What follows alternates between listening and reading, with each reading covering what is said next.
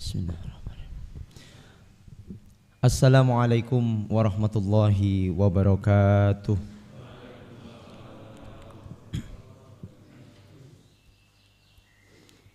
Innal hamdalillah nahmaduhu wa nasta'inuhu wa nastaghfiruh wa na'udzu billahi min shururi anfusina wa min sayyiati a'malina. May yahdihillahu fala mudhillalah wa may yudlil fala hadiyalah. Ashhadu an la ilaha illallah wahdahu la syarika lah wa ashhadu anna Muhammadan abduhu wa rasuluh la nabiyya ba'dah. Qala ta'ala a'udzu billahi minasyaitonir rajim. Ya ayyuhalladzina amanu taqullaha haqqa tuqatih wa la tamutunna illa wa antum muslimun. Wa qala Rasulullah sallallahu alaihi wasallam, majtama'a qaumun fi baitin min buyutillah yatluna fiha kitaballah thumma yatadarasuna fima bainahum illa nazalat bihimus sakinah wa ghasyat bihimur rahmah wa haffat bihimul malaikah wa dzakarahullahu fiman 'indah. Shadaqallahul azim wa sadaqa rasuluhul karim wa nahnu ala dzalika minasyahidin. Amin ya rabbal alamin. Bapak Ibu jamaah yang dimuliakan Allah dan pemirsa narasi dakwah yang dimuliakan Allah Subhanahu wa taala. Alhamdulillahirabbil alamin. Kita bersyukur kepada Allah pada kesempatan pagi hari ini kita dipertemukan Allah dalam keadaan sehat wal afiyah. Baik itu secara langsung maupun secara online, pemirsa yang di rumah. Dan kita berdoa di pagi yang penuh dengan barokah ini, semoga Allah senantiasa memberikan kita istiqomah dalam beribadah. Allah memberikan kepada kita rezeki kesehatan, rezeki harta, rezeki umur yang barokah, keluarga yang sakinah mawaddah warahmah. Kita juga doakan semoga saudara-saudara kita yang sedang diuji oleh Allah dengan sakit, Allah segera sembuhkan dengan kesembuhan yang tidak mendatangkan penyakit lagi. Kemudian juga kita doakan untuk saudara-saudara kita yang telah dipanggil oleh Allah Subhanahu wa taala. Semoga Allah Subhanahu wa taala menerima seluruh amal ibadahnya, mengampuni seluruh dosa-dosanya dan dimasukkan ke dalam golongan orang-orang yang berbahagia di dunia dan akhirat. Amin ya rabbal alamin. Hadirin dan pemirsa, alhamdulillah pada kesempatan pagi hari ini kita kembali melanjutkan kajian kitab Syama'ilun Nabi sallallahu alaihi wasallam yang ditulis oleh Imam At-Tirmidzi rahimahullahu taala wa nafa'anallahu biha bi ulumihi fid dharain. Semoga ilmu yang ditulis oleh beliau dengan izin Allah memberikan kemanfaatan bagi kita di dunia dan akhirat. Amin ya rabbal alamin. Laqad intahaina min babi sifati surbi Rasulillah sallallahu alaihi wasallam.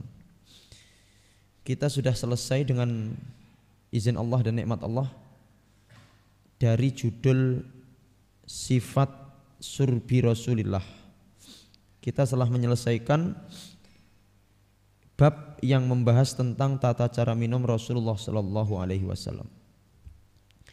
Alhamdulillah kita menjadi tahu bagaimana cara Rasulullah sallallahu alaihi wasallam minum. Kita bahas dalam 2 pertemuan kalau tidak salah. 2 bab, dua halaqah, 2 pertemuan. Dan kita selesaikan kemarin alhamdulillah di hadis nomor 215. Dan alhamdulillah pada kesempatan pagi hari yang penuh dengan barokah ini kita akan melanjutkan ke bab nomor 33. Di dalam buku itu bab nomor 33 dengan judul Babu maja'a fi ta'atturi Rasulillahi sallallahu alaihi wasallam. Bab yang membahas tentang ta'attur. Ta'attur itu artinya isti'malul atar. Bab tentang bagaimana Rasulullah SAW memakai al-atar. Al-atar itu artinya minyak wangi. Jadi bab minyak wangi Rasulullah Sallallahu Alaihi Wasallam. Jadi pagi hari ini Bapak Ibu hadirin, dengan izin Allah kita selama kurang lebih 60 menit ke depan akan membahas tentang bab minyak wanginya Rasulullah Sallallahu Alaihi Wasallam.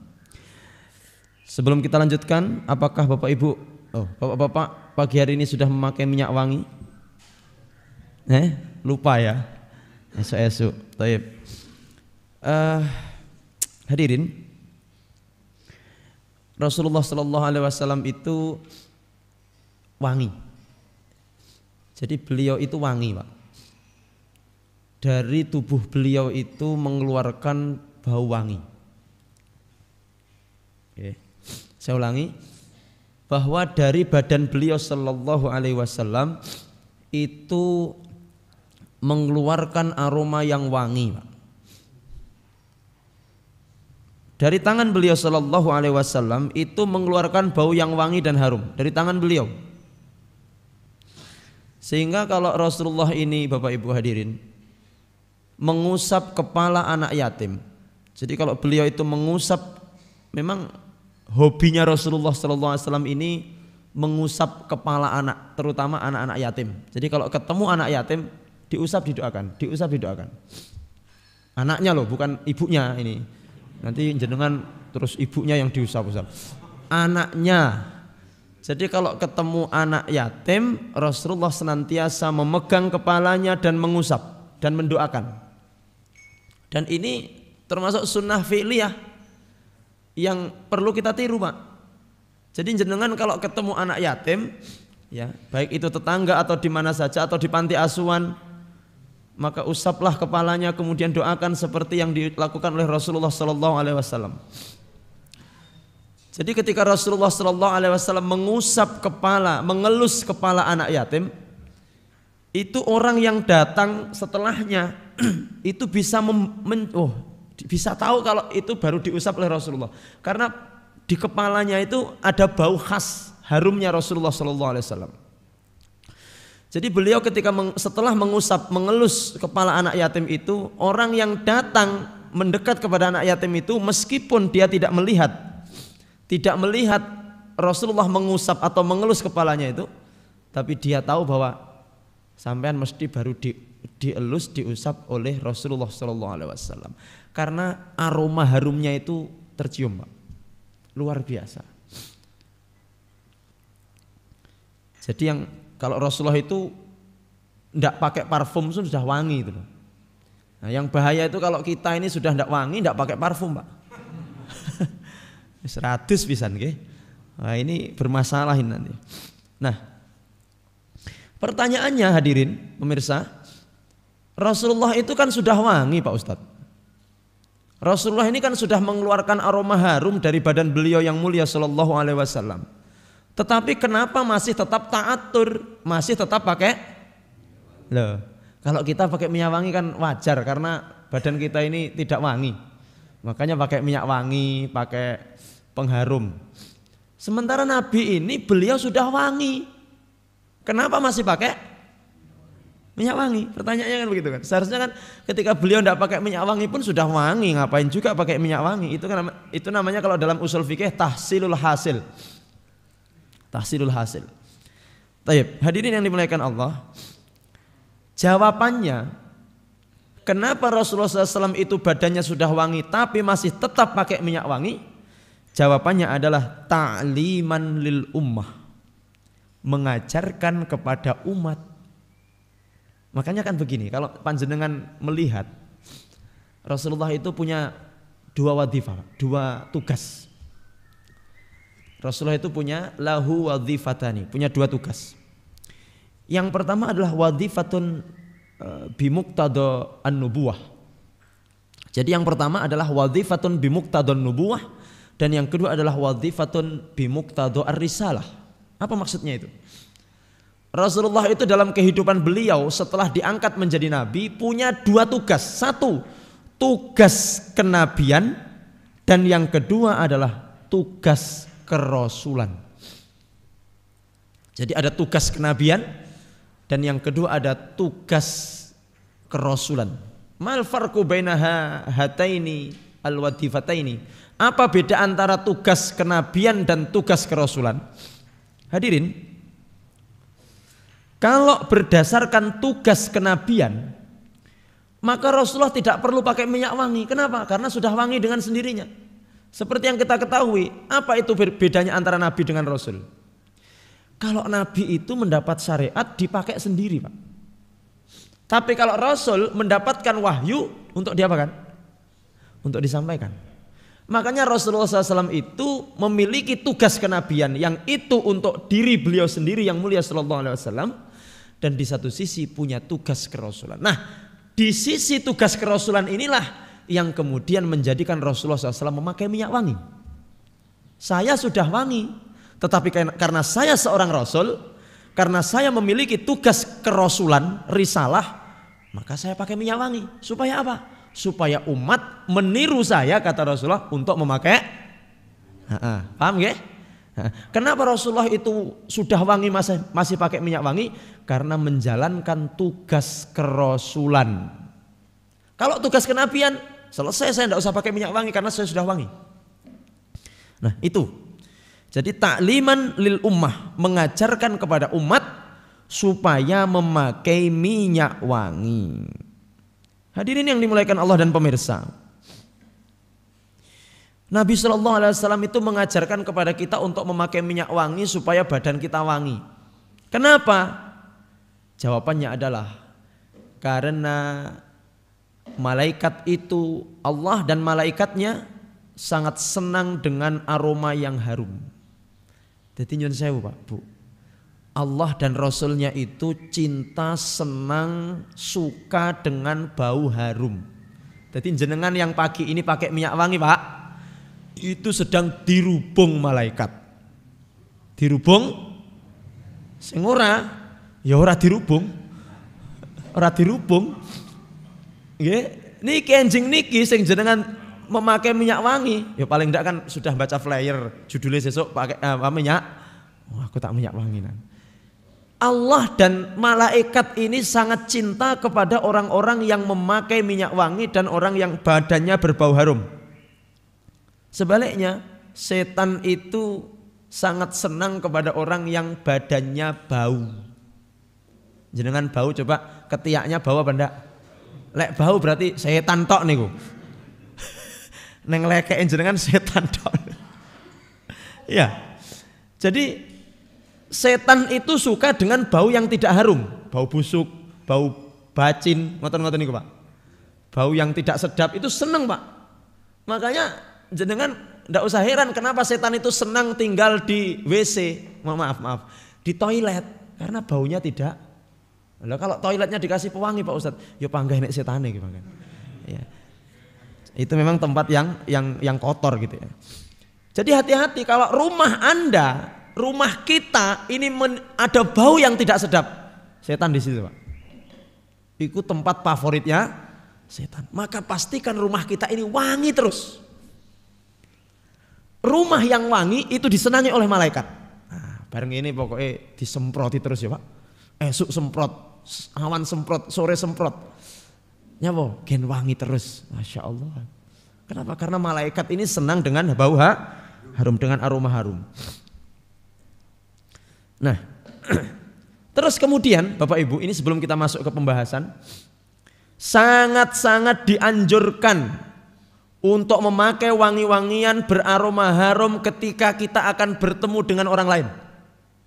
Bertemu dengan teman, kemudian ketika akan berkumpul, kados ngaos ngeten iki kan ketemu dengan teman-teman, sangat dianjurkan.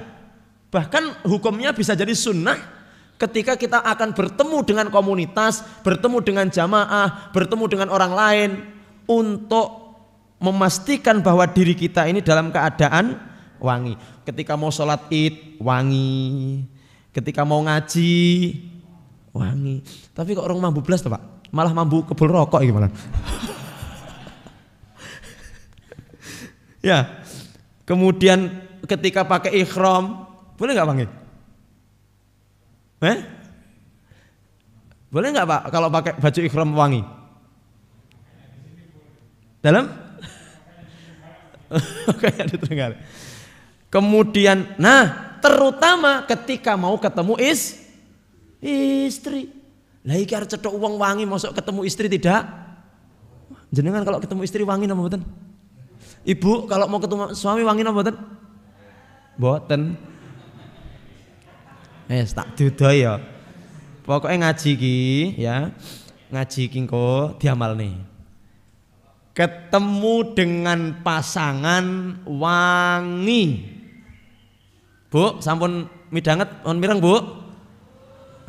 Coba dibuka lebar-lebar telinganya. Ketemu dengan suami apa, Bu? Pak, ketemu dengan istri apa, Pak? Harum. Nggih. Pokoknya ngene iki jangan hanya masuk kanan keluar lagi dari kanan. Ya. Jadi termasuk ketemu dengan pasangan, ketemu dengan istri harum. Kadang-kadang nyun sewu nggih, istri-istri kita ini, Pak. Lek neng omah ra tau wangi tapi lek metu kok omah. Nah, sapa sing ngoten pengalaman ngoten angkat tangan. Neng omah ku lho ampun ya Allah Pak Ustad. Oh, untung pilek. Ya Pak, irung buntet. Tapi kalau wis arep mbesan, arep becek, arep arisan, arep nyang pasar, bul. Nanti ada ini hadisnya, nanti ada pembahasannya ini. Bagaimana wanita yang keluar rumah pakai wangi-wangi itu. Nah, makanya nanti diterangkan insya Allah di hadis yang nomor sekian Bapak Ibu tentang bagaimana tata cara seorang wanita itu kalau keluar itu boleh tidak pakai wangi-wangian. Kalau boleh nanti wanginya yang seperti apa. Nah, nanti insya Allah dibahas di sini. Nah, hadirin yang dimuliakan Allah, bau wangi ini sangat dianjurkan ketika kumpul-kumpul begini, Pak. Ketika kumpul begini. Jadi ketika kita akan bertemu orang, ketika akan berkumpul dengan orang dimanapun itu, di majelis apapun itu, wangio. Ya Allah, sampai ada begini Bapak Ibu. Kata guru kami itu, kata Syekh Yusri itu, orang itu kalau habis makan bawang atau habis makan lek corong galek jering utawa pete, kuwi makruh kumpul ambek wong. Nggih. Adzan kok jenengan baru makan pete kuwi oleh ranyang masjid, Pak.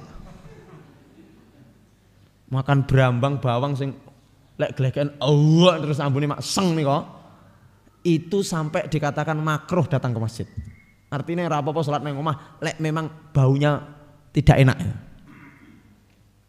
Bayangkan sampai seperti itu loh. Nggih. Para ulama mengatakan seperti itu. Kalau habis makan makanan yang menimbulkan bau, itu jangan berkumpul dengan orang.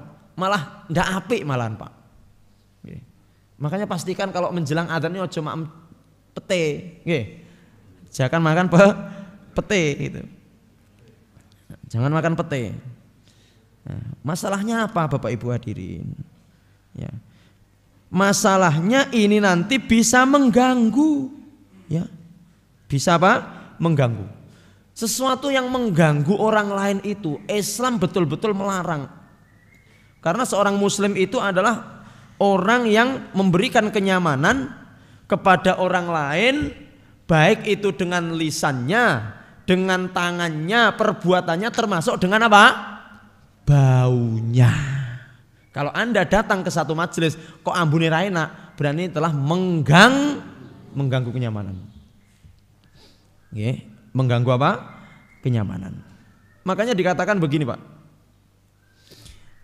Kata guru kami itu, idzaul muslim asyaddu min thawabil jamaah. Iki saking menjaga kenyamanan perkumpulan atau jamaah.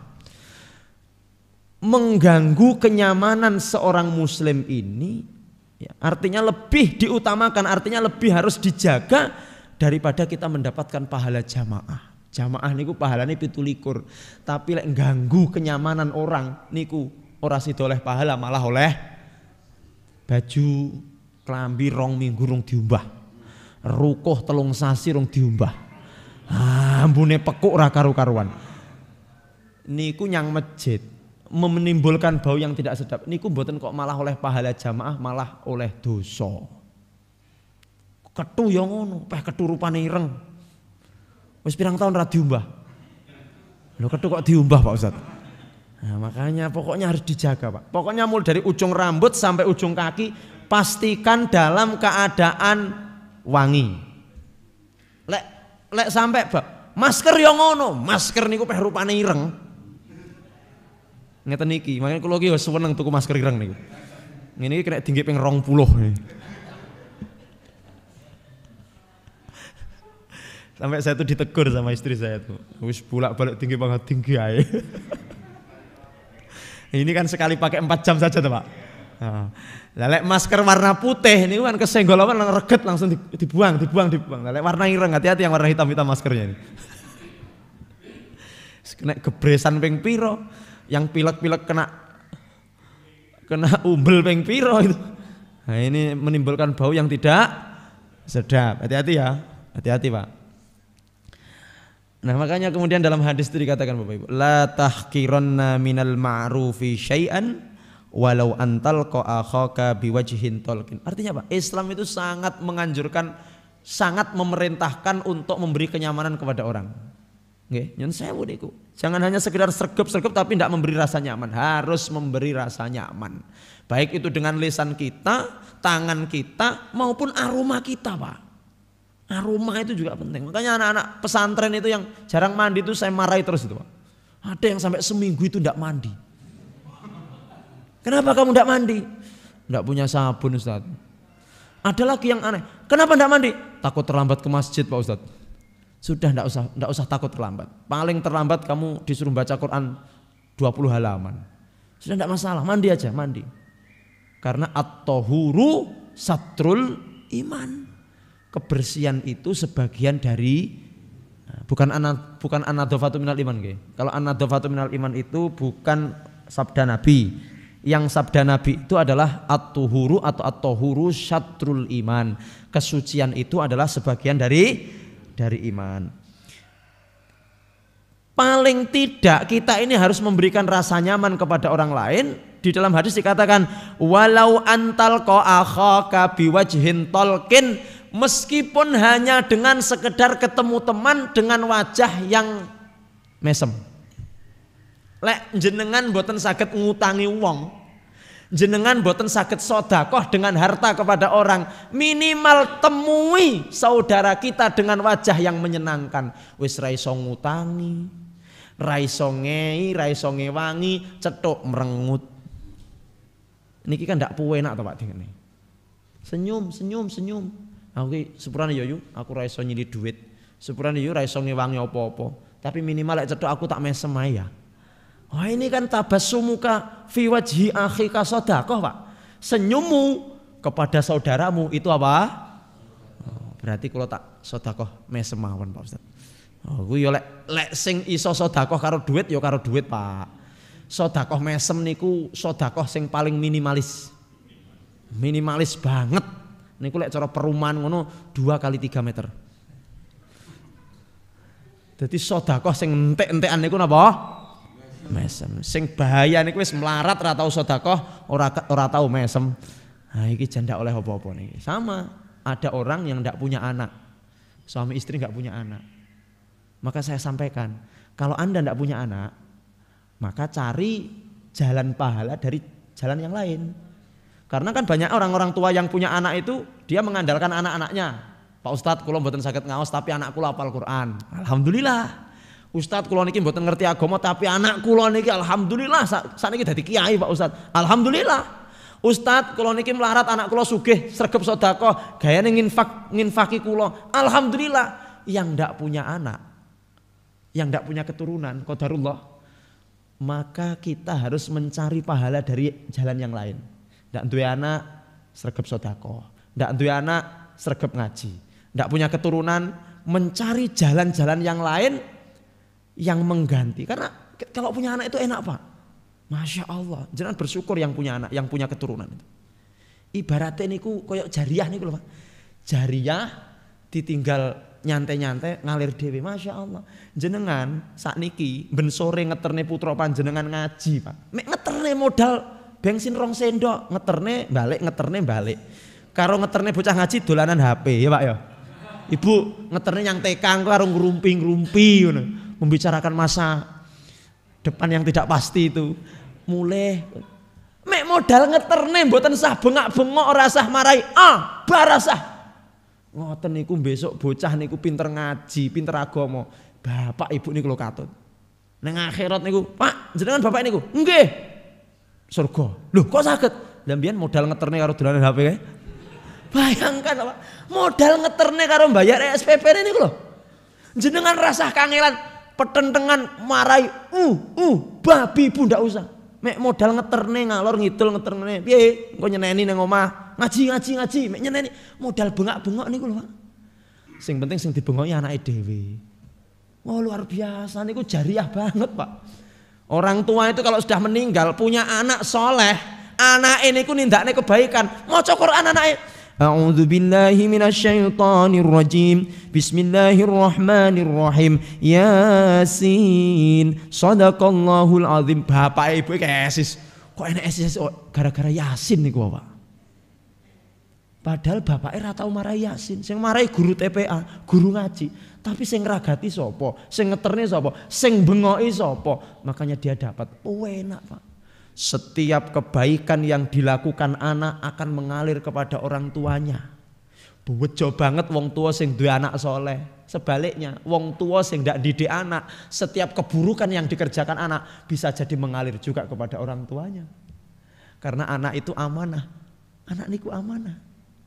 Makanya ya Allah, kula lan panjenengan ini ketika diberi amanah anak iki ayo Pak, dididik sing tenanan. Tidak apa-apa kita capek didik anak, kemudian kita beristirahat mendapatkan kenyamanan nanti setelah kita tua dan setelah kita meninggal daripada saat ini. Yang saya makanya sering saya sampaikan, orang tua yang sering lunga-lunga doh, orang tua ayah ibu lunga doh anaknya dititipkan bayi, itu adalah kejahatan kemanusiaan.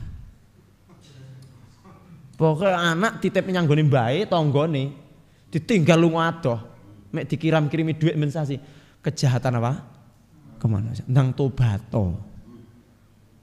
Paribasane ora apa-apa duwe duit oke. Lho nyang apa sampean kok lu ngato, Pak? Ya nggih ngragati anakku, tapi dia ndak tahu perkembangan anaknya, dia ndak tahu bagaimana sholat subuh anaknya, dia ndak tahu bagaimana sholat zuhur anaknya, dia ndak tahu bagaimana ngajinya anaknya. Sing ngerti mek golek duit, repot, ndak tahu perkembangan anaknya. Ini nanti yus'al yaumal qiyamah, ditanya di hari kiamat tadi. Ingat loh, anak itu apa? Ojo sampai awake dhewe iki guyu marem pas anak kuwi lahir, pas besok gedine nangis. Naudzubillah min dzalik. Banyak orang tua itu ketika anak lahir seneng guyu jekakaan, pas anak-anake gede nangis drenging karena angel diatur jadi anak yang durhaka. Naudzubillah min dzalik. Semoga anak-anak kita semuanya menjadi anak-anak yang solih dan solehah. Amin ya rabbal alamin. Hadirin yang dimuliakan Allah Subhanahu wa taala, menyakiti saudara muslim itu kabair, dosa gede, termasuk menyakiti dengan bau yang bau loh, judulnya bau nih bau. Menyakiti dengan bau yang tidak. Jadi bukan hanya mohon maaf, bukan hanya kemudian membunuh orang, mencuri itu dosa besar, tapi ngelarani uang dengan bau yang tidak sedap, termasuk mohon maaf bertetangga. Ngene iki urip bertetangga ini juga susah loh Pak. Susah gampang. Punya rumah, ada napa lek cara gen kula niku peceren. Apa bahasa Arabe peceren nih Pak? Pembuangan itu Pak. Bukan kalen, ini sumber muaranya kalen itu. Yes, pokoknya pembuangan limbah. Mengalir air dari kamar mandi ke situ, pokoknya masuk menimbulkan bau untuk tetangga, dosa gede. Maka pastikan napa pembuangan itu yo ning lemah-lemah dhewe, la iso tutup brukut aja sampai dibawa. Pembuangan sampah. Ya lek sampai sampah kering langsung dibuang ra masalah. Sampah basah kena udan pisan. Baunya ke tetangga, setiap dia mencium bau kita dapat dosa. Nggih. Niki sing susah sing omahe rempet-rempet niku, Pak. Ya Allah, hati-hati bertetangga. Rasulullah mengatakan la yu'minu man kana yu'minu billahi wal yaumil akhir falyukrim jarahu. Siapa yang ngaku beriman kepada Allah dan hari akhir, dia harus menghormati hak-hak tetangganya. Awake dhewe iki wis apik salate, apik posone, apik tahajude, tapi karo tangga ndak apik, Pak, Bu. Kita ini dianggap tidak beriman kepada Allah Subhanahu wa taala. Kok gane tukaran ae memberikan rasa tidak nyaman kepada tetangga. Apalagi kok enek sesuatu dari kita yang merugikan tetangga. Niku dosa gede. Oke, bar niki dicek apa kira-kira nah aku ki sing iso mengganggu tetangga saya ini apa? Apakah ada bau yang mengganggu? Apakah ada sampah yang mengganggu? Termasuk punya pohon kok godhonge nyeblok nang gone tangga. Wae ra tau nyeblok rono. Iki yo ngati-ngati, Pak. Okay. Jadi hak-hak tetangga ini harus diperhatikan betul itu. Pokoknya engko sing klesreh nyanggone tangga ndang diketok mawon atau izin, Kang. Iki mentelur lono ceblok godhonge engko saponono ya. Mbah, lah kok penak men. Wae ra tau ngei aku. Makanya perhatikan hak-hak apa? Tetangga. Baik. Bapak Ibu hadirin yang dimuliakan Allah Subhanahu wa taala. Mari kita baca buku Syama'ilun Nabi sallallahu alaihi wasallam di bab nomor 33 halaman 239 di buku bahasa Arabnya, kalau diterjemahnya saya kurang paham. Bismillahirrahmanirrahim. Qala al-muallif rahimahullahu taala rahmatan wasi'atan wa nafa'ana Allah bi ulumihi fid dharain amin ya rabbal alamin. Babu ma jaa fi ta'atturi Rasulillah sallallahu alaihi wasallam. Bab yang menjelaskan tentang minyak wanginya Rasulullah atau pemakaian minyak wanginya Rasulullah sallallahu alaihi wasallam. Berkata Syarihul Kitab, berkata Syekh Abdul Razak yang mensyarah kitab ini. Aqadal musannif rahimahullahu taala hadhi tarjamah li bayani hadyin Nabi sallallahu alaihi wasallam fi ta'atur.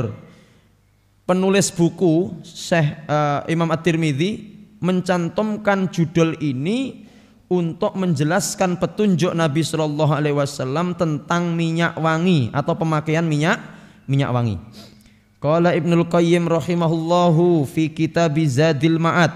Berkata Ibnu Qayyim. Jadi rujukannya Syekh Abdul Razak ini kepada Ibnu Qayyim. Qala Ibnu Qayyim. Kita ini sering mendengar Ibnu Qayyim karena memang Ibnu Qayyim ini menulis banyak kitab, Pak. Kitabnya banyak sekali dan dalam berbagai disiplin ilmu kalau kita ketahui itu Ibnu Qayyim luar biasa, Pak. Qala Ibnu Qayyim rahimahullah, berkata Ibnu Qayyim ini muridnya Ibnu Taimiyah. Fi kitabih Zadil Ma'ad, di dalam kitab Zadul Ma'ad. Bapak Ibu sudah kagungan Zadul Ma'ad apa dereng? Kalau tidak salah Mas Dedi pernah nge-share terjemahannya itu. Pernah ya? Lupa tapi mbuh nyanti parane. Ini kitab Zadul Ma'ad ini bagus sekali, Pak. Ya. Zadul Ma'ad.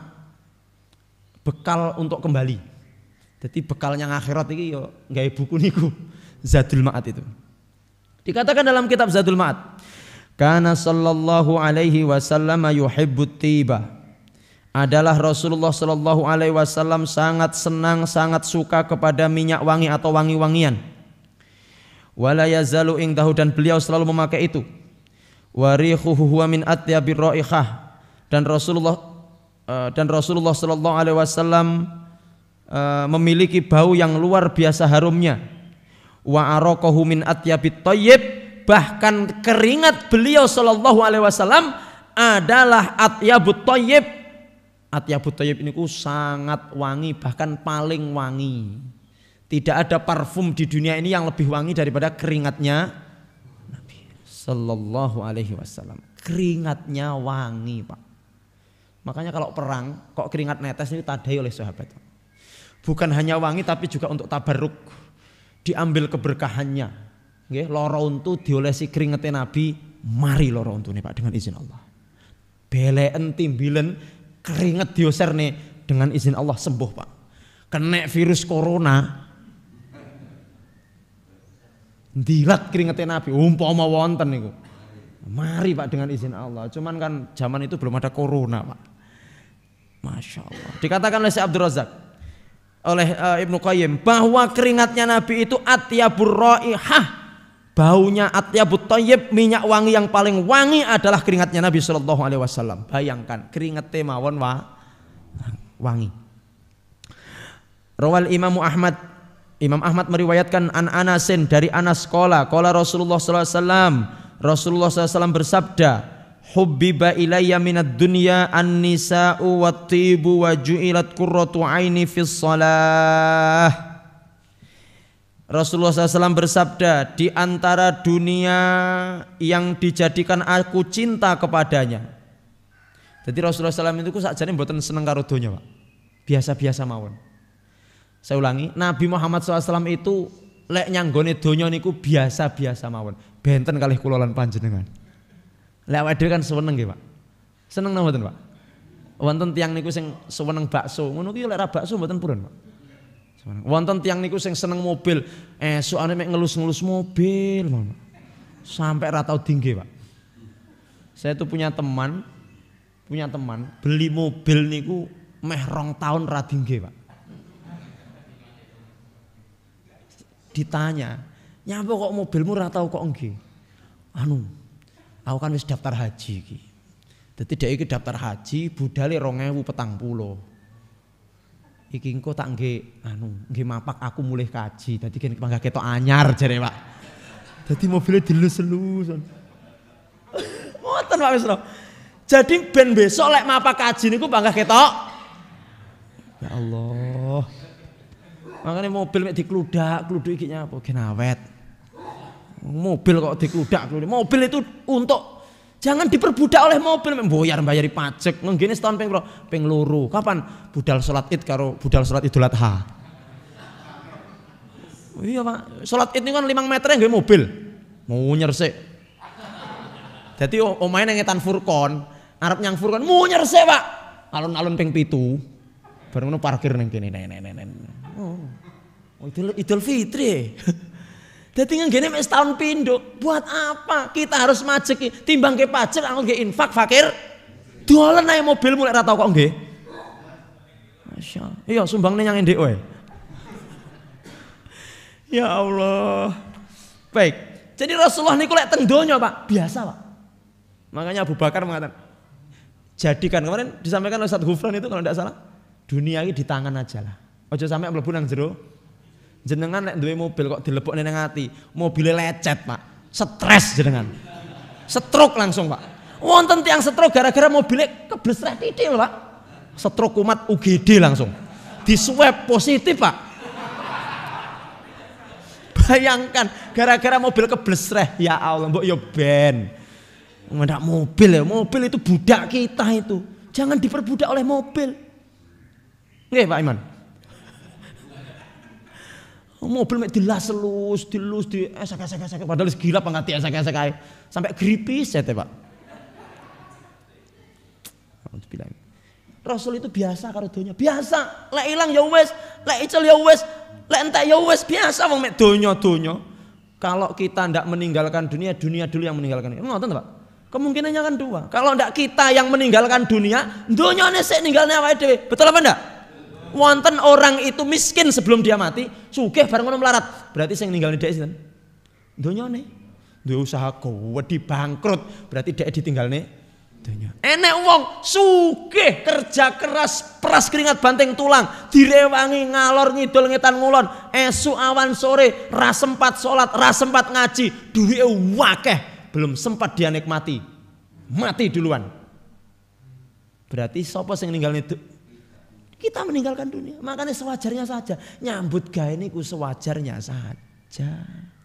Wayahe ngaji yo ngaji. Wayahe jamaah yo, wayahe keluarga yo keluarga. Jangan sampai kita melalaikan keluarga, terutama anak-anak. Saking repotnya nyambut gawe, anak-anak terbengkalai. Hati-hati. Terutama ayah-ayah ini. Bolehlah Anda semangat bekerja, tapi anak-anak itu adalah anak itu harusnya bisa ngaji dari bapaknya, bukan dari siapa-siapa. Walaupun ibu itu madrasah pertama, tapi sebenarnya pengaruh seorang bapak itu sangat penting untuk seorang anak. Jadi jenengan nyun sewu Pak, kalau datang dari luar, ya nyun sewu, sama anak disambut dengan sukacita apa mboten Pak? Atau bahkan, bapak mulai neh cah. Jadi malah sebel, bapaknya mulai, aduh, troublemaker datang. Terus memang moro-moro mulai nyeneni, memang sudah capek bekerja, teko ngomah kemudian cetok anak sing ngono seneni nes. Bismillahirrahmanirrahim.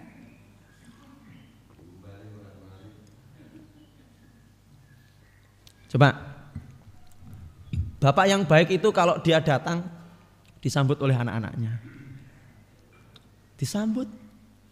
Jadi ayah yang datang ke rumah disambut anak-anaknya dengan sukacita. Itu kesele kaya ngopo, ilang kesele Pak. Betul itu Pak. Kenapa dia disambut? Karena memang anaknya cinta sama bapaknya. Itu kemungkinan pertama. Kemungkinan kedua karena memang bapaknya gayane jajan. Lek ran jajan, Pak jajan enti. Ora enek, ya wis lekno wis. Ra sida tak sambut. Tapi paling tidak ketika ayah datang ke rumah disambut dengan sukacita oleh anak-anaknya. Ini adalah figur seorang ayah yang baik. Ayah yang baik itu adalah anak yang menjadi idola bagi anak-anaknya. Sampai rumah nanti coba tanya sama anak-anak, Le, sampean ngefan ambek sapa Le? Kula ngefan ambek bapak tangga niku, Pak. Gagal. Jadi anak iki kudune ngefan ambek bapake. Ceritane ning ndi-ndi, bapakku jos cah, nyapo. Sip. Mantep bapakku ki hafal Quran. Bapakku ki nyang ibu sabar, bapakku tahajute apik, bapakku tukang poso, bapakku ngajine ampuh, bapakku duwe akeh, bapakku bojone 3.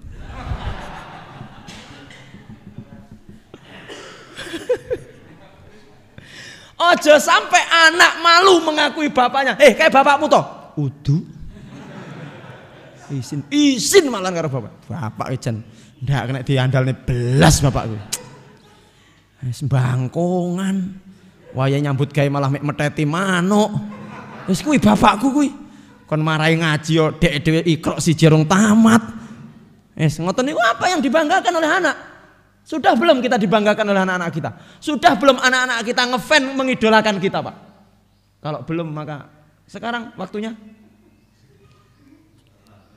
terlambat. Anak es kadung gede rodok kasih Pak niku. Minimal jadikan cucu kita ngefan sampai kita. Aku duwe Mbah Kong hebat. Biasanya anak kecil itu ngefans sama Mbah Kongnya. Kenapa? Karena bapak ibunya repot golek duit. Apalagi yang masih tinggal serumah. Di situ ada Mbah Kong, Mbah Putri, ada bapak ibu, ada anak cucu. Iki lah sampai putu iki ndak ngefans sampai Mbah Kakong, Mbah Putri nih. Berarti Mbah Kakong itu gagal juga itu. Segera mengundurkan diri aja jadi Mbah Kong, Mbah Putri. Mbah Kong, Mbah Putri ini kan biasanya pun pensiun. Lek pun pensiun itu terus napa Pak Ndut?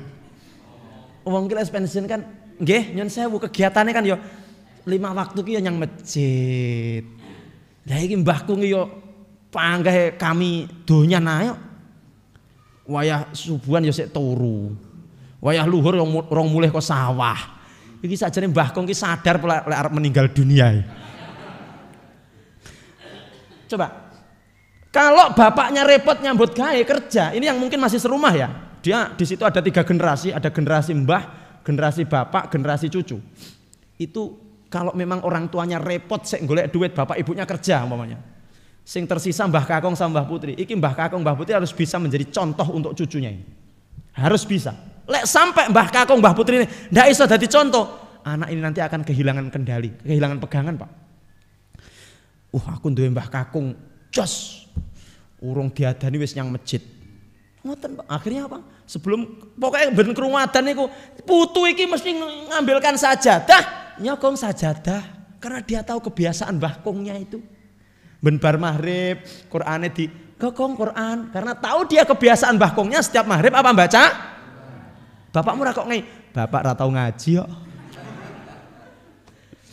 Ya Allah. Nah, seperti itu hadirin. Iki donya. Rasulullah itu dengan dunia itu biasa-biasa saja. Biasa. Aku ki yo biasa lah karo donya. Tapi Rasulullah itu hubbiba, dijadikan untuk hal-hal berikut ini. Rasulullah itu cinta, Pak.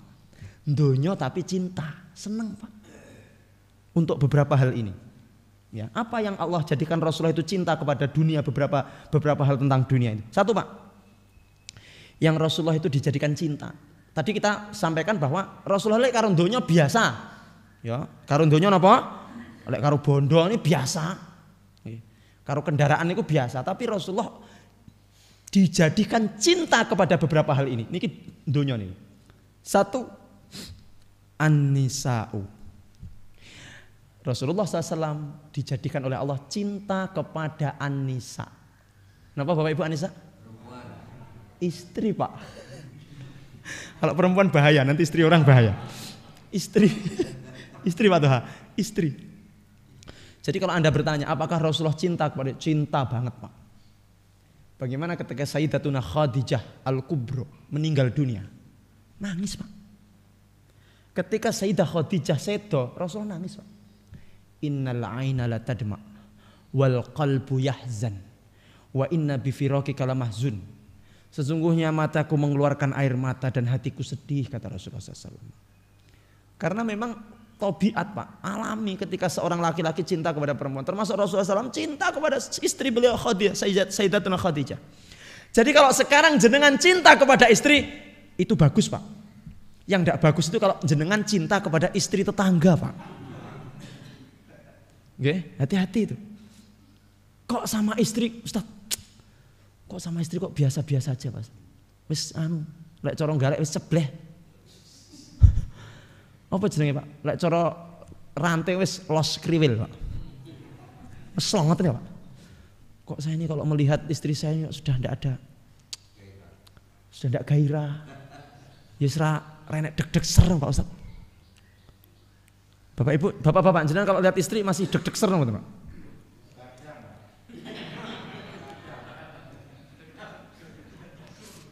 Nggih, nyon sewu. Kalau lihat istri ngapunten, Pak, jujur, Pak jenengan. Lihat istri deg-deg serem, betul, Pak. Ini tergantung istri. Nggih napa mboten? Lah istrine muaca ayu, blenger-blenger. Wah, gawe daster sing apik. Nggih, Masya Allah. Pakai blush on. Pakai lipstick tebalnya 5 cm. Iki terus jenengan deg-deser, mantap itu. Tapi yang bahaya kalau istri wis koyok ngono terus jenengan kok biasa-biasa mawon, Pak. Nah, ini bahaya ini. Berarti ini sudah ya wis renek rasa. Mati rasa. Bahaya ini kalau udah mati rasa, ini bahaya ini. Ya Allah. Pripun? Masih ada ibu-ibu melihat suami masih ada deg-deg serna mboten, Bu? Allahu Akbar. Alhamdulillah.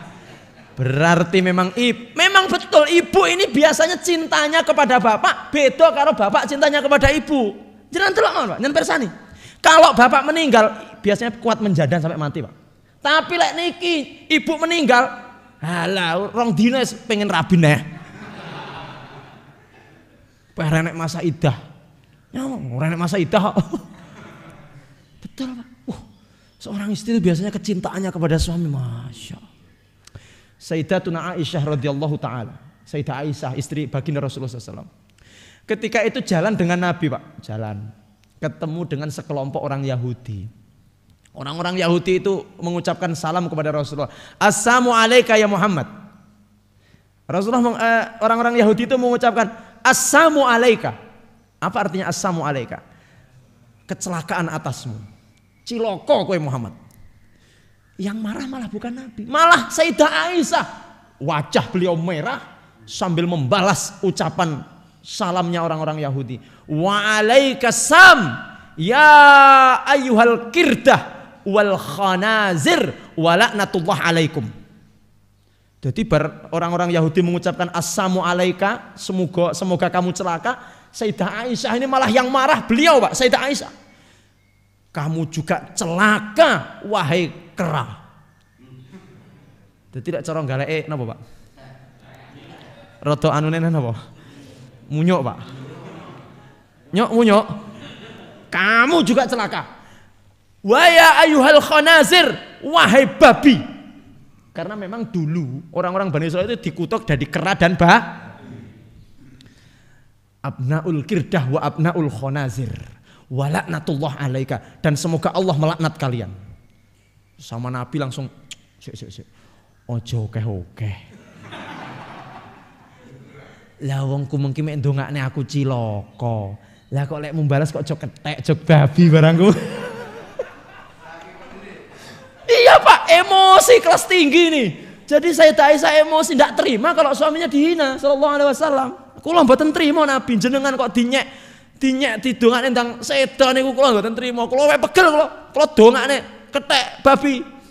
Karo laknat niku. Ndak boleh. Lek iso ki lek awakmu dingelek ki balesen karo kebaikan. Lek memang pol-polane ndak iso dingelek balas dengan satu kejelekan yang sama. La yuhibbullahul jahra bisu'i illa man zulim. Tidak boleh kita menyakiti orang itu Pak, kecuali kita disakiti. Jenengan dinyek wong, dihina orang, kalau Anda mau diam dan sabar itu lebih bagus. Tapi lek emosi ndak kena dikontrol, ngapunten manusia biasa, boleh kita membalas dengan satu yang serupa. Jenengan delok ireng, jenengan balas Pak. Dasar putih. Lah sing ngelokne tre putih kok. Elek. Ganteng ngono. Enggak masalah, balas aja. Ya. Kalau Anda mau sabar itu lebih baik. Lebih bagus, Pak. Tapi lek awake dinyek siji balese 20, kuwi ra sida oleh pahala. Wong asline delokne wong niku awake oleh pahala, makane lek iso wong-wong ngelokno aku. Gen aku oleh pahala, aja emosi, madak dilokne ora krowak yo. Ya, Pak. Gitu. No, kimeng teko apa kimeng, Pak? Ya. Sayyidah Aisyah marahnya loh. Emosi Pak, enggak terima. Makanya ibu-ibu ini kalau suaminya dihina, dicela, mesti yang marah pertama. Malah ibunya yang marah, istrinya yang marah. Yang bersangkutan kalau laki-laki itu Bu, kalau saya beritahu Bu ya. Laki-laki itu sing penting aku ndak ndemok sirahku. Ora apa-apa. Arep kok lokne kaya ngopo? Santai aku. Sing penting aku ndak ndemok aku. Ngoten nek bapak-bapak niki. Tapi lek ibu, sok-sok ngene iki guyon niki ya dimasukne njerati lho Pak. Sesuk setugah aku ngaji nih sama ilnya apa? Ngeneki aku kayak Ustaz ya. Heran kalau rata-rata yang mutung ndak mau ngaji lagi itu ibu-ibu karena tersinggung Pak. Padahal ya mek guyon padahal. Saya nek bapak-bapak sing mutungan ya enek. Sensitif ya wonten. Ya Allah, hati-hati. Nah, jadi Rasulullah SAW memang oleh Allah dijadikan cinta kepada istri, dan memang harus cinta Pak yang istri. Ya. Tapi sekali lagi cinta kita kepada istri itu juga sewajarnya saja. Kayak lagunya Rhoma Irama kan lho Pak. Piye lagune kae? Kulo ya lali kok. Biasanya eling. Niki lali niki. Jadi sewajarnya saja. Bukan itu. Pokoknya mencintai itu sewajarnya saja. Jangan sampai itu Kalau kita cinta kepada pasangan yang berlebihan, ketika dia meninggal atau kok malah kehilangan arah. Ini harus move on Pak. Kalau ibu-ibu ditinggal suami move on 4 bulan 10 hari, harus move on, bangkit kembali. Nangis petang sasi lah masalah. Artinya nangis biasa. 3 hari nangisnya, meratapnya 3 hari, bar telung dina ora oleh meratap malih. Nanti sampai 4 bulan 10 hari niku keluar, ndak usah pakai make up, ndak usah pakai pokoknya ndak usah berhias. Wes apa eneke metu supaya ndak ada yang tertarik dengan jenengan. Yang bahaya itu lagi 5 dina wis enek sing lamar. Niki terutama rondo sugih karo sing ayu. Nah, ini bahaya. Baik, Rasulullah Shallallahu alaihi wasallam oleh Allah dijadikan cinta kepada istri. 1. Jadi kalau saya dan Anda cinta kepada pasangan, itu memang seperti Nabi. Sunatullah Pak, betul. Tabi'i Pak. 1. Yang kedua, Rasulullah Shallallahu alaihi wasallam oleh Allah dijadikan cinta kepada atib, kepada wangi-wangian. Jadi seneng ambek sing wangi, Pak. Jadi kalau hari ini kita senang sama yang wangi, berarti kita mengikuti apa yang diamalkan oleh Rasulullah Shallallahu Alaihi Wasallam. Wa ju'ilat qurratu aini fis shalah, dan Allah menjadikan ketenangan hatiku itu di dalam sholat. Dan Rasulullah SAW itu kalau sudah sholat hatinya tenang. Kalau sudah selesai sholat itu pengen kecetok sholat nih. Jadi Rasulullah itu kalau sudah selesai sholat susah Pak. Yuwalah sholatnya wis bar. Kapan nih cedok sholat ngoten Pak. Beda karo awake dhewe. Alhamdulillah. Penderitaanku sudah berakhir. Nyapa wis sholat raweh sak witire wis ra ngadeg-ngadeg nek. Rasulullah enggak. Rasulullah itu kalau sholat, bahkan Rasulullah itu idza hazzabahu amrun aqama ila shalah. Rasul itu kalau sedang susah Pak, gundah nepaki sholat wajib Pak, sholat fardu.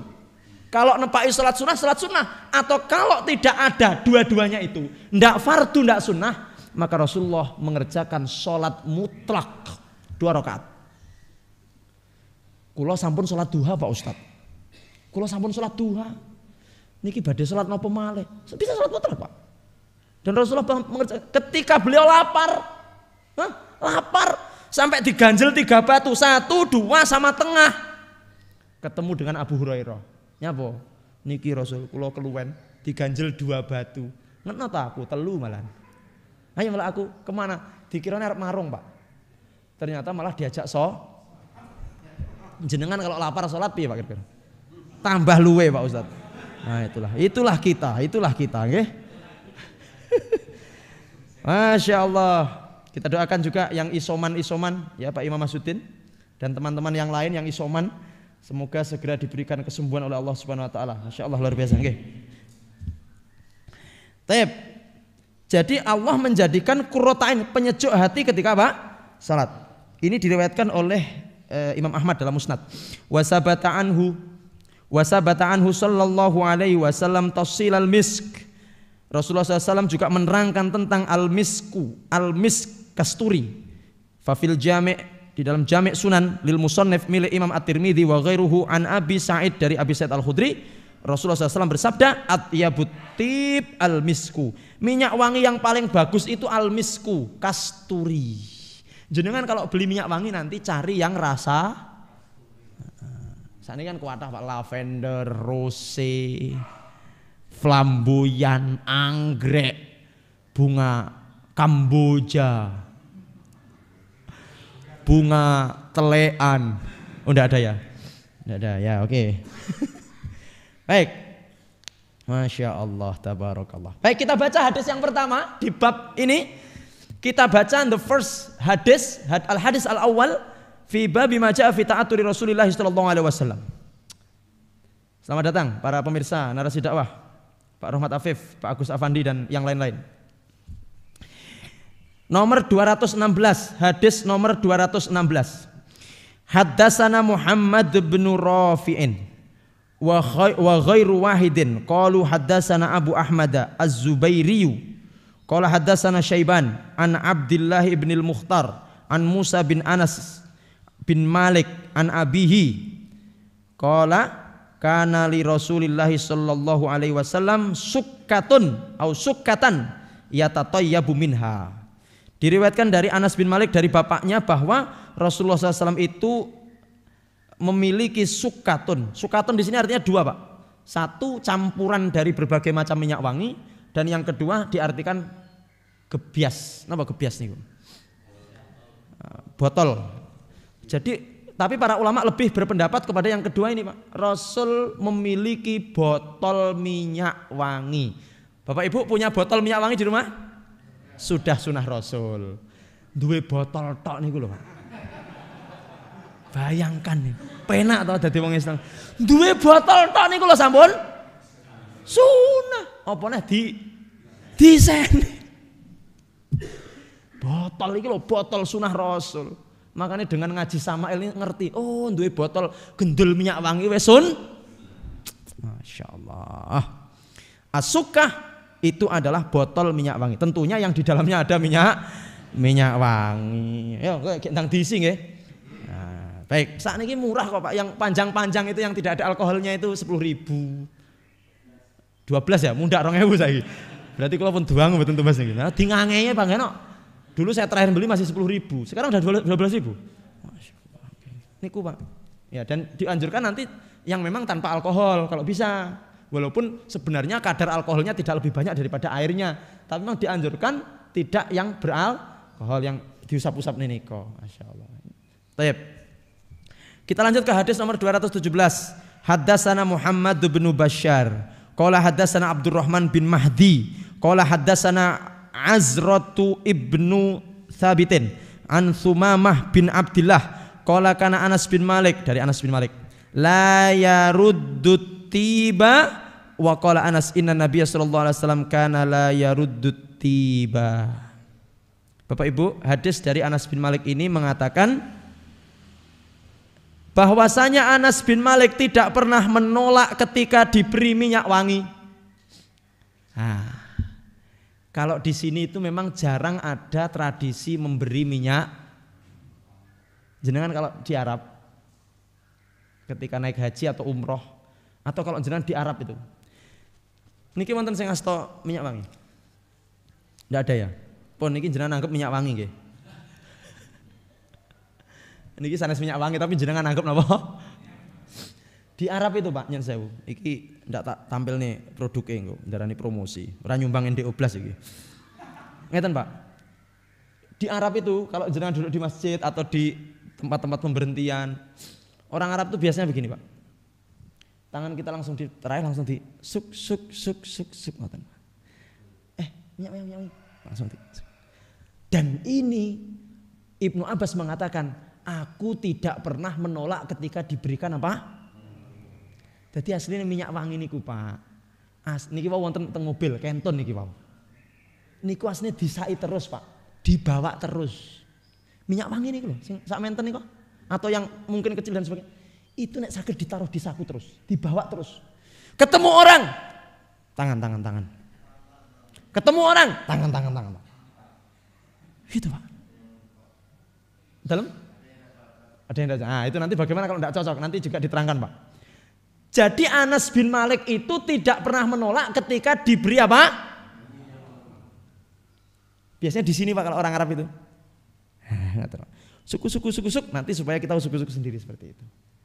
Monggo jamaah, mungkin Sabtu depan bodoh ngesai minyak wangi kabeh. Saring tukar menukar minyak wangi ya. Jadi jenengan bawa minyak wangi rasa stroberi, yang lain rasa permen karet nggih. Ayo jajal tukar-tukaran. Loh, sunah Rasul Pak. Masya Allah, kemudian dikatakan qala. Nah,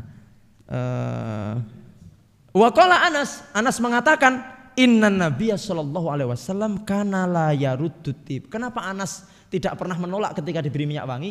Karena Anas melihat Rasul tidak pernah menolak ketika dikasih minyak wangi. Rasulullah SAW itu kalau oleh sahabat dikasih, Rasul ngapunten minyak wangi. Jadi Anas bin Malik radhiyallahu anhuma ini mengikuti Rasulullah SAW ketika dikasih minyak wangi, tidak pernah menolak, tidak pernah menolak. Ya. Jadi ini adalah bagaimana iktidaknya Nabi Shallallahu Alaihi Wasallam. Nah, hadis ini menandakan bahwa sahabat itu sangat husnut ta'asis sahabah. Jadi sangat ngefan, sangat mencontoh Rasulullah Sallallahu Alaihi Wasallam. Jadi memang benar Pak, kalau sahabat nanti adalah orang yang paling dekat dengan Nabi surganya. Kenapa? Karena mengikuti segala apa yang dilakukan oleh Nabi Sallallahu Alaihi Wasallam. Awake dhewe besok nang ndi? Awake dhewe besok nang ndi? Ada sahabat bernama Thauban, Masya Allah. Bapak Ibu pernah mendengar kisah Thauban ini? Thauban ini sahabat Nabi, ya pembantune Nabi Pak. Cinta banget dengan Nabi. Pokoknya cintanya luar biasa. Setiap hari dengan Nabi, esuk awan sore bengi ngaji dengan Nabi Pak. Satu ketika qadarullah Thauban ini harus keluar kota Madinah dalam beberapa hari. Ketika kembali lagi ke Madinah, Rasulullah dan para sahabat mendapati Thauban ini dalam kondisi kurus kering malah tambah tuwek. Ditanya oleh Rasulullah Sallallahu Alaihi Wasallam, ma bika ya Thauban? Ada apa denganmu wahai Thauban? Perasaan lagi pirang dino kok wis ketok tuwa, kok wis ketok cowong Thauban. Apa kata Thauban? Ya Rasulullah, ini efek daripada saya tidak melihat panjenengan beberapa hari. Jadi karena tidak melihat Rasulullah beberapa hari saja langsung ketok sepuh. Rambutnya banyak yang putih. Bayangkan Pak. Bapak-bapak kalau tidak ketemu istri 5 hari kira-kira tambah lemu Pak Ustadz. Betul Pak, saking cintanya kepada Nabi tidak ketemu beberapa hari. Efeknya langsung drastis. Kata Thauban, ya Rasulullah, sekarang kalau aku mau ketemu dengan panjenengan, pagi setiap saat aku datang ke rumahmu, aku datang ke masjid, aku bisa melihat wajah muliamu ya Rasulullah sallallahu alaihi wasallam. Aku bisa melihat wajahmu, tenang hatiku. Tapi nanti ya Rasulullah, kalau engkau sudah meninggal, aku sudah meninggal, maka kita akan berpisah. Kalau aku masuk, tentunya engkau akan masuk surga Iliyin yang paling atas wahai Rasulullah. Kalau aku masuk surga ya Rasulullah, tentunya surgaku di bawahmu ya Rasulullah. Dan mungkin aku akan sulit untuk melihat wajahmu nanti di surga. Bayangkan Pak, neng swarga lho, sik mikir ora iso cethuk nak. Jenengan nggih kepikiran ngoten mboten Pak? Lah awake dhewe kan halah ra apa-apa lah, sing penting nyantol neng swarga lah. Thauban ini pikirannya ndak begitu. Ya Rasulullah, sekarang aku bisa melihat wajahmu yang mulia itu pagi, siang, sore kapan aku mau. Tapi nanti ketika engkau sudah dipanggil Allah, aku sudah tidak ada, engkau masuk surga, surgamu tentu yang tinggi ya Rasulullah. Aku kalau masuk surga, neng ngesorin jenengan kalau masuk surga. Iya kalau masuk, kalau enggak, kalau aku masuk neraka ya Rasulullah, mesti aku akan menderita 2 kali, penderitaan neraka dan penderitaan tidak bisa melihat wajah Rasul. Jadi yang dipikir pun iku Pak. Makanya Rasulullah pun juga bingung, piye yo? Iya yo.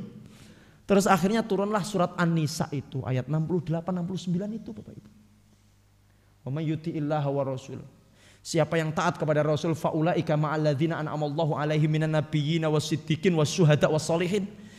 Syaratnya kata Allah, lek sampean pengen cetok ambek nabi besok nang swarga, syaratnya taatlah kepada Allah, taatlah kepada Rasul, manut karo Allah, manut ambek perintah Allah, lakukan semampu kita, larangannya kita jauhi. Itulah nanti yang akan bisa mempertemukan kita dengan Rasulullah Sallallahu Alaihi Wasallam. Akhirnya terjawab sudah kegalauan Thauban ini. Tenang Thauban, sampean besok lek umpamanya meninggal dunia, besok iso cetok aku neng swarga kata Rasulullah. Baca ayat ini, siapa yang taat kepada Allah dan Rasulnya, faulaika, maka mereka itu ma'alladzina an'amallahu alaihim, akan bersama dengan orang-orang yang Allah beri nikmat, minan nabiyyin, akan bersama dengan para nabi, wasyuhada, dan orang-orang yang mati syahid, wassalihin, dan orang-orang soleh, wahasuna ulaika rafiqa, dan mereka lah orang-orang yang terbaik, komunitas yang terbaik. An-Nisa 68-69 kalau tidak salah. Nanti bisa dikonfirmasi lagi, bisa dicek lagi.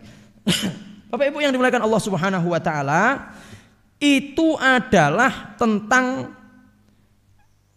kenapa Anas bin Malik tidak pernah menolak ketika diberikan apa? Minyak wangi sallallahu alaihi wasallam. Baik. Kemudian hadis terakhir yang kita baca pagi hari ini menjadi penutup kajian, insya Allah. Nanti masih ada beberapa hadis yang kita baca di Sabtu yang datang dengan izin Allah. Hadis nomor 218. Haddatsana Qutaibah bin Sa'idin qala haddatsana Ibnu Abi Fudaik an Abdullah bin Muslim bin Jundab. Ada 2 harokatnya di situ. An Ibni Umar qala Rasulullah sallallahu alaihi wasallam. Hadis ini menyebutkan salasun la turaddu, ada 3 pemberian yang tidak boleh ditolak. Bapak Ibu hadirin, ada 3 pemberian dari orang lain yang kita ini jangan sampai menolak. Napa? Mobil? Jangan kalau di mobil nolak napa Pak? Tapi orang enak mobil yang gini Pak. Baik. Ada 3 pemberian yang kita tidak boleh nolak. Ini kata Rasulullah SAW. Salasun la turad. 3 perkara ini kalau diberikan kepada jenengan jangan ditolak. Apa itu? Insyaallah. Ya, kita doakan semua pemirsa yang ada di rumah semuanya diberikan sehat oleh Allah Subhanahu wa taala. Panjenengan semua juga begitu, insyaallah. Tidak bisa kami sebutkan satu persatu. Terima kasih telah menyaksikan acara pada kesempatan pagi hari ini. Taib, apa 3 itu hadirin? 1, al-wasaidu. Wasaid itu artinya bantal. Pernah dikasih bantal Pak Marji?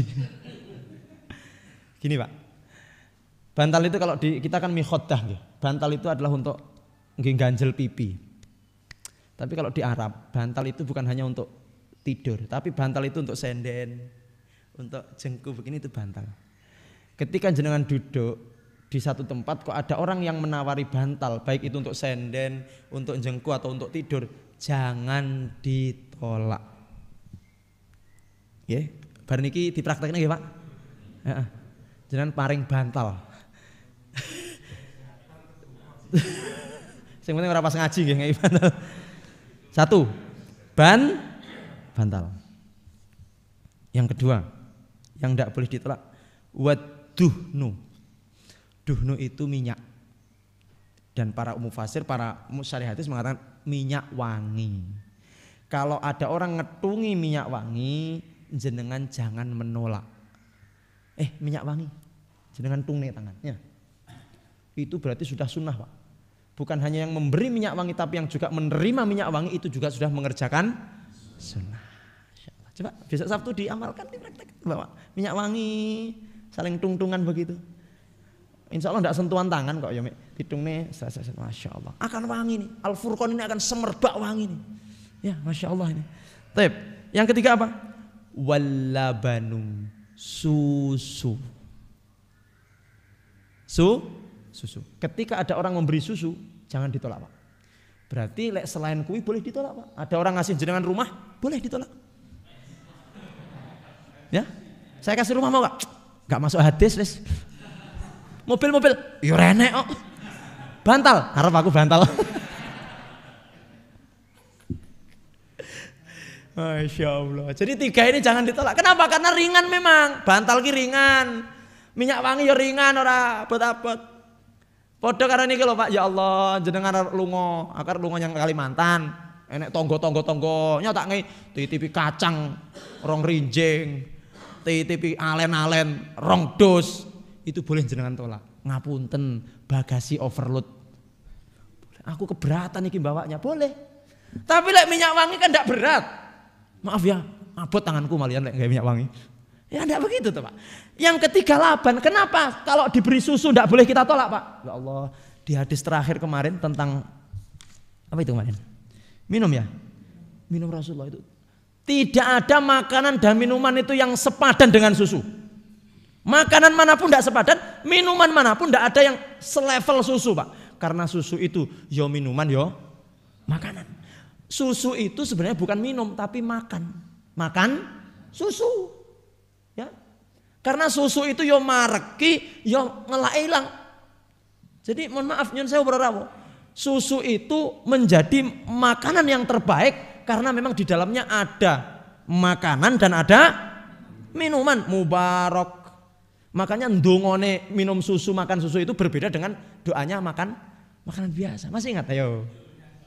Dapat kopi saya. Masih ingat Pak? Bagaimana doa mau minum susu? Bukan nih. Loh, berarti ndak pada praktek iki. Jenengan kalau ngunjuk susu gitu dongo sing kala wingi mboten. Alah, kayak ngajine nggih apa lek ngene iki. Baik, coba dibuka lagi nggih. Kalau jenengan ndak punya catatan, bisa buka di pertemuan yang berapa kemarin. Doa sebelum minum. Ayo coba bareng-bareng. Apa?